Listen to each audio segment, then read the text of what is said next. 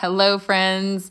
Check out these amazing markers. They are Pentel's new colors for the Pentel Sign Touch. So my friend Jamie, she's at Capsize Ink on Instagram. We were hanging out a few months ago before coronavirus ruined social hanging out.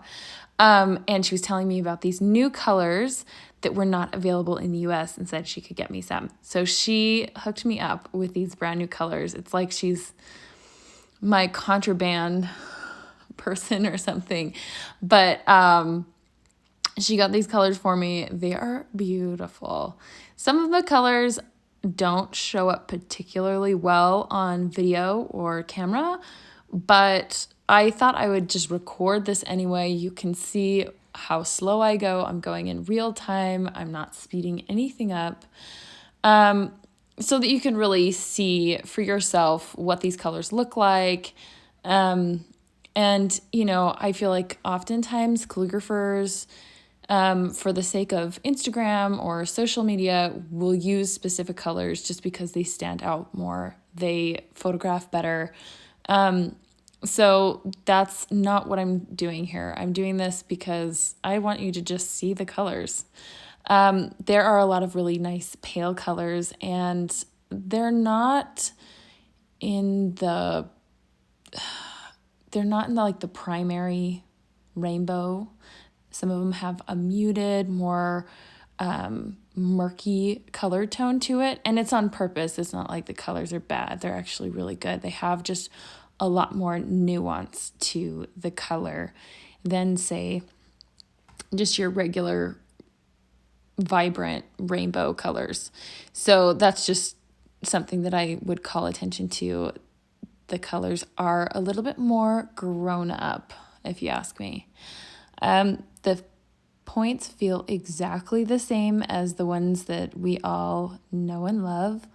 It's just the colors are different. I really enjoy that they've kept that sparkly plastic, whatever it is, for the pens, the pigment versus the pen color itself, spot on. Sometimes those previews in different materials, substrates, they're not entirely accurate, but these are extremely accurate. You can look at the burgundy on the paper versus the burgundy on the pen barrel, and it is exactly the same.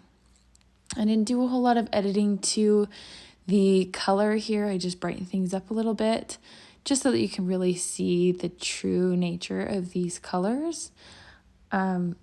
Just because I really want you to see that firsthand. And again, I'm going super slow. This is how quickly I write in real life. I'm not a speed writer. And in my calligraphy classes, you are welcome to check out calligraphy.org. I teach brush lettering and modern pointed pen. There's one thing that I say over and over again to every one of my students: slow down. And that's my little advice for you today. If you feel like your practice is struggling, slow down.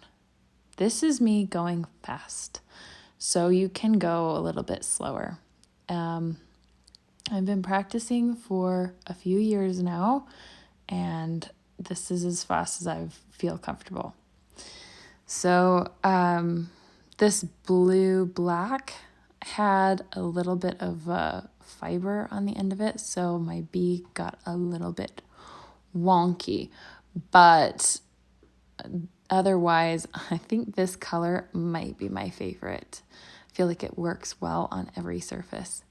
I think it's also important to note that the light pale colors, the pale pink, the pale brown, blue violet, they're not an opaque pigment. It's just a very light pigmentation. It still saturates the paper. It's not like it's a dry pigment, but I say that because it's not going to work well on, say, black papers. This is all really best suited for light colored papers. So that's something to keep in mind. the turquoise is another really just lovely pigment that I used on a card for a friend who got married last week. And I swear it worked perfectly with the color paper that I had. It was just a little bit darker than the paper that I had, which sometimes I find that the colored brush markers don't always go well or coordinate well with the colored papers that I have on hand, mostly because I don't buy saturated papers. I buy kind of muted tones. So I was very excited that there were these fun colors that coordinated really well with it. The pale blue doesn't show up very well, but this was another favorite of mine. This would be perfect for creating drop shadows or just little small finer details. So the card that I made for my friend last week, I used the turquoise green, and then with the pale blue, I added little drop shadows and then little stars on the outside of it, and it worked really, really well together. The grays that you have here, all have kind of a slightly different pigmented tone to it. So you can work with a warmer gray, or in this case, like a cooler gray, and use the same concept and do drop shadows with your work. Or you could write this out in the gray blue and then use a black fine tip marker to do the drop shadows so that the gray blue really pops and becomes the key color there. So anyway, I feel like there are so many great opportunities to use these light colors and these just different pigments than what I've seen out there for the small brush markers. That it got me really excited. I've heard from a couple of people, Pentel is not planning on launching these colors to the United States yet. It's going to be like another year. However, I heard that you can, if you look hard enough, find these on Etsy by different individual sellers. So I don't want to like sell anyone out, but if you're dying to get your hands on these colors, which I would be if I were you, check out Etsy, see if maybe Amazon has something good for you there too.